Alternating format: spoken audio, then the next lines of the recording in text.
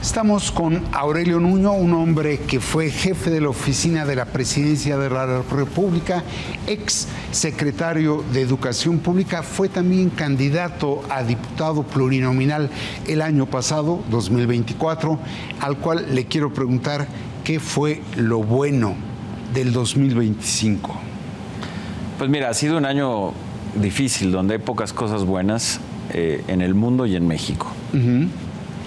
Yo destacaría del lado de México que a pesar de la falta de crecimiento, de la polarización, de la destrucción institucional, etcétera, sigue habiendo una sociedad emergente que se refleja en diversos ámbitos, sobre todo en los creativos de este país, en las letras, en el cine, en ese ámbito cultural. Y el deporte incluso. Que nos sigue sorprendiendo, en el deporte poco menos, pero también, y que nos sigue sorprendiendo, porque finalmente con relativamente pocos apoyos, en una condición pues muy complicada, seguimos teniendo y nos siguen sorprendiendo de manera muy favorable esos ámbitos, que además reflejan, lo hablábamos hace un momento, la profundidad cultural que existe en nuestro país y que se sigue reflejando con una enorme creatividad en las novelas, en la poesía, en el cine,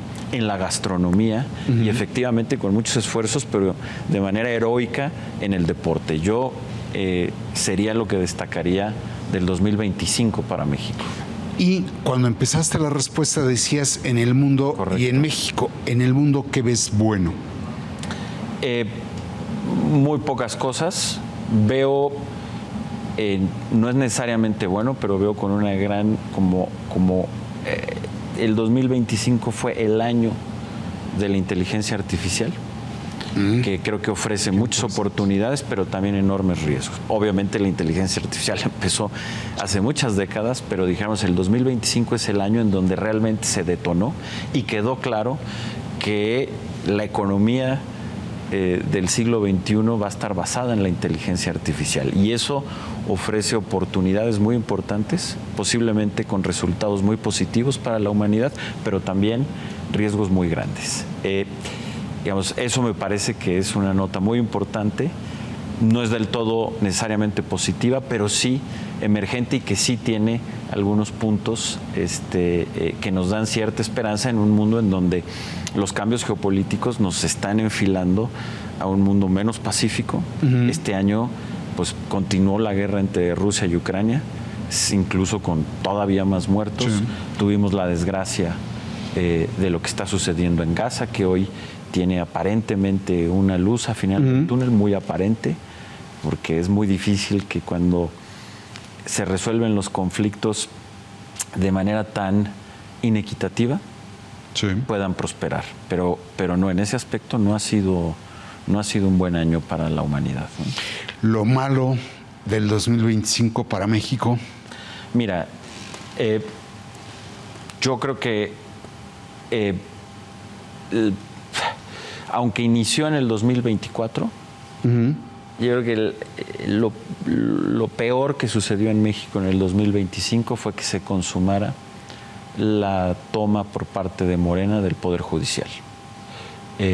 Me parece que así como antes la destrucción de la reforma educativa, de la reforma energética, fueron muy negativas y hoy estamos viendo las consecuencias, haber roto con la autonomía que tenía el Poder Judicial. Sí, un Poder Judicial que le faltaban muchas reformas, un Poder Judicial que no llegaba a los más necesitados, sí, pero que era un Poder Judicial que después de un gran esfuerzo de muchas décadas finalmente tenía una autonomía, sobre todo la Suprema Corte de Justicia, una autonomía robusta, que era muy positiva y era un piso para poder seguir avanzando en una mayor justicia para la vida autónoma de la que hablábamos en la entrevista.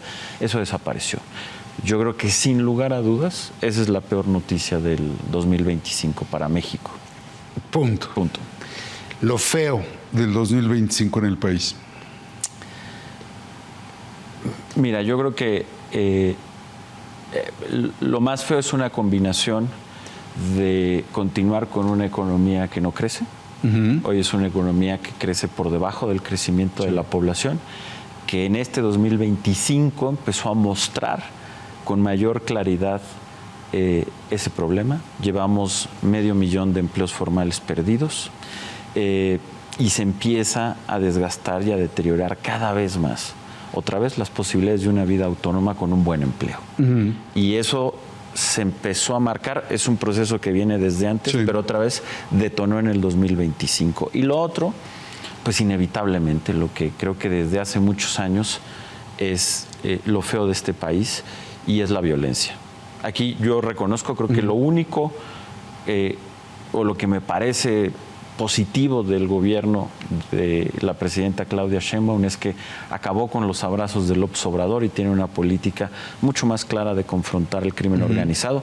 Creo que el trabajo que ha hecho el secretario de Seguridad Pública, Omar García Harfuch, ha sido muy bueno, y ahí la presidenta ha sido muy determinada, y eso ha ayudado a que mejore, pero estamos muy lejos de la situación que nos gustaría, y el nivel de violencia que seguimos viendo en muchas regiones de nuestro país, pues sigue siendo algo que es inaceptable, que tenemos que trabajar en ello, y sin duda es parte de lo no solo de lo feo, de lo horrendo del 2025, ¿no?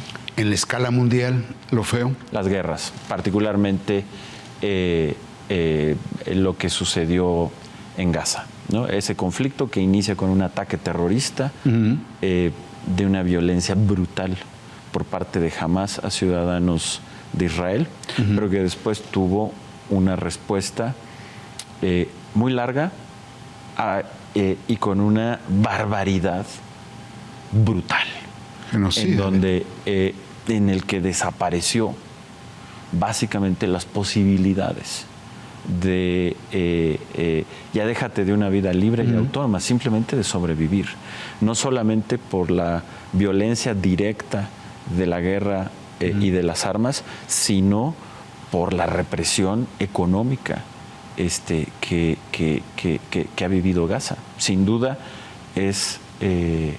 hay muchas.